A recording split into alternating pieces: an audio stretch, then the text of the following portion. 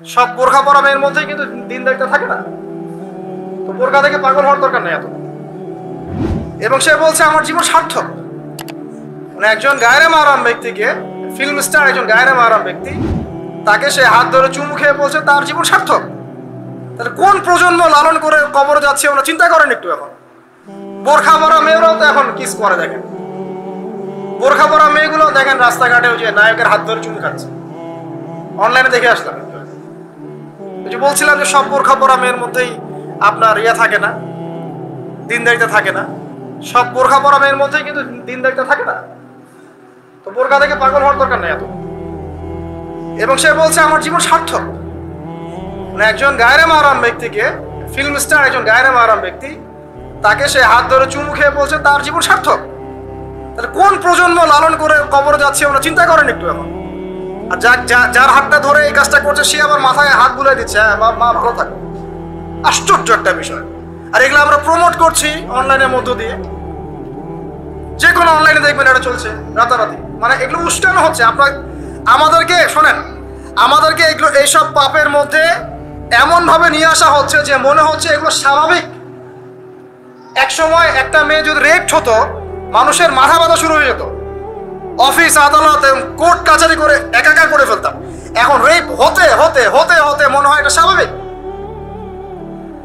আগে একটা মানুষ মদ পান করলে তার মধ্যে একটা ফিলিংস থাকতো আমি খারাপ কাজ করছি। এখন এই মদকে প্রমোট করতে করতে মদটাকে এত ইজি করে ফেলা হচ্ছে, মনে হচ্ছে এটা স্বাভাবিক বিষয়। মানুষ খুন করাটা, আগে একটা মানুষকে খুন করলে মানুষ মনে হতো যেটা এটা বিশাল পাপ, একটা সমাজের মানুষ ওর দিকে খারাপ চোখে তাকায় থাকতো। আর খুন হতে হতে হতে মানুষ মিডিয়া এটাকে প্রমোট করছে, করতে করতে নর্মাল।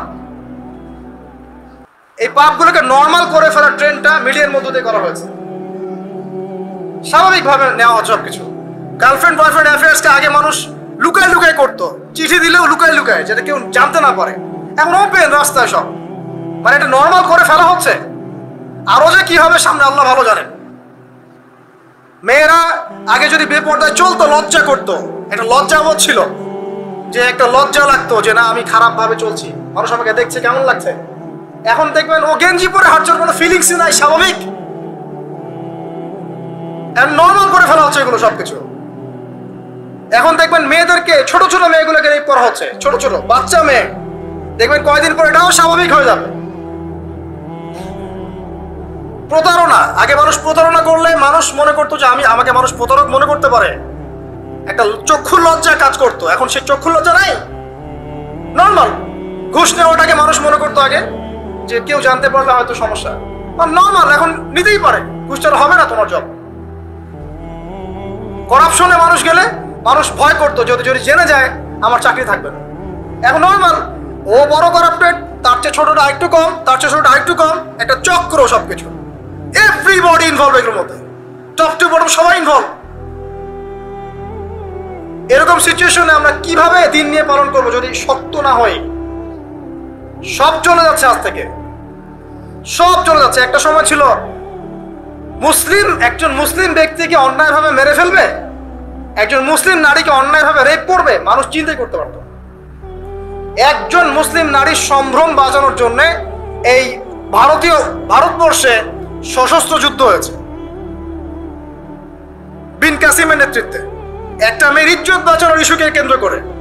এখন লক্ষ লক্ষ মুসলিম মেয়ের ইজ্জত নষ্ট করা হচ্ছে, কারো কোনো ফিলিংস নাই, স্বাভাবিক। একটা রাষ্ট্রদূতকে হত্যা করেছিল তাবুক যুদ্ধের সময়, নবী সাল্লাল্লাহু আলাইহি ওয়াসাল্লাম 30,000 সৈন্য নিয়ে ধাওয়া করেছিলেন। এত বড় সাহস, আমার রাষ্ট্রদূতকে হত্যা করো? এখন সারা বিশ্বে লক্ষ লক্ষ মুসলিম হত্যা করা হয়েছে, কারো কোনো ফিলিংস নেই। মানে আমি বোঝাতে যাচ্ছি আপনাদেরকে, সবকিছুকে নর্মাল করে ফেলা হয়েছে। কয়দিন পর দেখবেন ছেলে ছেলে নর্মালি বিয়ে করে ফেলবে। দেখেন এখন একটু চক্ষু লজ্জায় কাজ করে যে আমি সমকামী, মানুষ কি মনে করবে। আস্তে আস্তে দেখবেন এমন সময় আসবে ও মনে করবে যে নর্মাল। সবকিছুকে এই মিডিয়ার মধ্যে দিয়ে নর্মাল করা হচ্ছে। এসব মিডিয়াগুলো ইউজ করা থেকেও দূরে থাকা উচিত। আল্লাহ পাক আমাদেরকে হেফাজত করুন, আমিন। আসুন, ফজরের সালাতের কথা বলছিলাম, আমি অনেক দূরে চলে গেছি। জাস্ট পড়েন, ফজরের নামাজ পড়েন, সময়টা কাজে লাগান। আমি বলছি সময়গুলোকে কাজে লাগান। ফজরের পর খাওয়া দাওয়া করবেন, রাসূলের সুন্নাহ মতো খান, ইবাদত হবে ইনশাআল্লাহ। এরপরে আপনি কিছুটা সময় এক্সারসাইজ করেন, খেলেন, মাঠে গিয়ে খেলেন, কোনো সমস্যা নাই। ওই টিকটক চালানোর চাইতে, পর্ন দেখার চাইতে মাঠে গিয়ে খেলেন। মাঠে ফুটবল খেলেন আধা ঘন্টা, বা ক্রিকেট খেলেন, বা এমন কোনো খেলা খেলেন যে খেলাটাতে আপনার শারীরিক কসরত হচ্ছে, তাও খেলেন। অথবা এগুলোতে সুযোগ না থাকলে আপনি চলে যান জিমে, জিমে গিয়ে জিম করেন, ফিজিক্যালি কাজ করেন। অথবা মাঠে গিয়ে আপনার বাবাকে সাহায্য করেন, আপনার বাবা যে গেছে মাঠে তাকে সাহায্য করেন। আল্লাহ পাক আমাদেরকে তৌফিক এনায়েত করুন, আমিন। ফিজিক্যালি ফিট থাকার চেষ্টা করা হোক। এরপরে আসেন, সকাল 10টার দিকে যখন চলে আসবো আমরা, তখন আমরা চেষ্টা করব 2 রাকাত চাশতের নামাজ পড়ার জন্য, বা সলাত দুহা যেটাকে বলা হয়। সলাত দুহা যে ব্যক্তি পড়বে তার রিজিকে আল্লাহর পক্ষ থেকে বরকত নেমে আসবে ইনশাআল্লাহ। এরপর কি করবেন?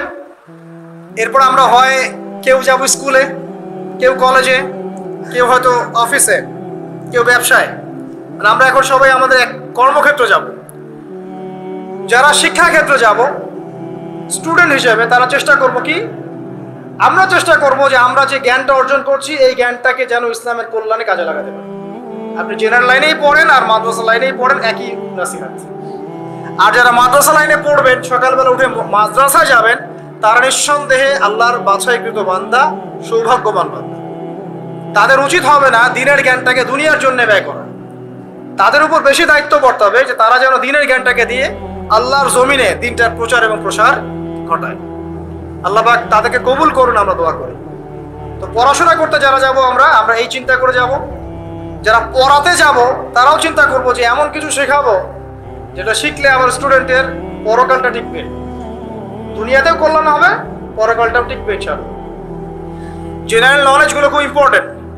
ইসলামিক নলেজগুলোর সাথে সাথে আমাদেরকে অবশ্যই ইংরেজি বলেন, সায়েন্স বলেন, এই যে আপনার ম্যাথামেটিক্স বলেন, পলিটিক্যাল সায়েন্স বলেন, জিও পলিটিক্স বলেন, ইকোনমিক্স বলেন, মেডিকেল সায়েন্স বলেন বা ইঞ্জিনিয়ারিং বলেন, এগুলো পড়তে হবে, জানতে হবে। না জানলে আমরা কি করব? আমরা কিন্তু বহির্বিশ্ব থেকে ছিটকায় চলে আসবো, আমরা কিন্তু ওদেরকে চ্যালেঞ্জ করতে পারবো না। তো এই জন্য কোরআন সুন্নাহর জ্ঞানের সাথে এই জ্ঞানগুলোও লাগবে। অতএব যে যেখানে পড়াশোনা করছেন অনেস্টির সাথে পড়াশোনা করেন, আপনার জ্ঞানটাকে ইসলামের কল্যাণে কাজে লাগানোর চেষ্টা করুন। এটা গেলে এডুকেশন সেক্টর। যারা আমরা ব্যবসায় যাব, রাতে তাহাজ্জুদ পড়েছি, ফজর জামাতে পড়েছি, ইশরাক পড়েছি, এখন কি ব্যবসায় গিয়ে মাপে কম দিব? ওখানে ইবাদত নাই, ওখানে ব্যবসায় মাপে কম দেওয়া যাবে না। ওখানে গিয়ে কি আমি মাল মজুত করব? ওখানে গিয়ে কি আমি মালের মধ্যে পণ্যে ভেজাল দিব, মিশাবো? একজন সৎ এবং অনেস্ট ব্যবসায়ী, নবীজি বলছেন সাল্লাল্লাহু আলাইহি ওয়াসাল্লাম, একজন সৎ এবং অনেস্ট ব্যবসায়ী কিয়ামতের মাঠে নবীদের সাথে থাকবে ইনশাআল্লাহ। আর যারা মাপে ভেজাল দিবে, পণ্যে ভেজাল দিবে, অন্যকে ঠকাবে, নবীজি বলছেন মান ওয়াশাদা ফালাইসা মিন্না, যে ব্যক্তি মানুষের সাথে ধোঁকাবাজি করে, প্রতারণা করে, মাপে কম দেয়, ঠকায়, মজুত করে, জনগণকে কষ্ট দেয়, গভর্নমেন্টকে চাপে ফেলে, এরা আমাদের উম্মতের অন্তর্ভুক্ত। অতএব ব্যবসা করলেই যে পার পেয়ে যাবে এমন নয়। ব্যবসা করতে হবে করার মতো আমানতদারিতার সাথে। অবশ্যই মাপ ঠিক রাখতে হবে, মজুতদারি করা যাবে না, আমাদের পণ্যে ভেজাল মিক্স করা যাবে না, কৃত্রিম সংকট তৈরি করা যাবে না। এগুলো যদি করেন তাহলে আপনার নাম যেমন উম্মতে মুহাম্মাদি থেকে কাটা পড়ে যায়, দুনিয়াতে আল্লাহর পক্ষ থেকে দুইটা আযাব আসে। এক হচ্ছে ওই জনগণের মধ্যে, ওই জনসমষ্টির মধ্যে দুর্ভিক্ষ নেমে আসতে পারে এবং বৃষ্টিপাত বন্ধ হয়ে যেতে পারে। আরেকটা হচ্ছে ওই জনগণের উপরে জালেম শাসককে আল্লাহ পাক চাপিয়ে দিবেন। এটা আযাব কাদের কারণে আসলো? এক শ্রেণীর ব্যবসায়ীর কারণে আসলো। কিছু কিছু মানুষের ফলে সারা নেশন সাফার করে।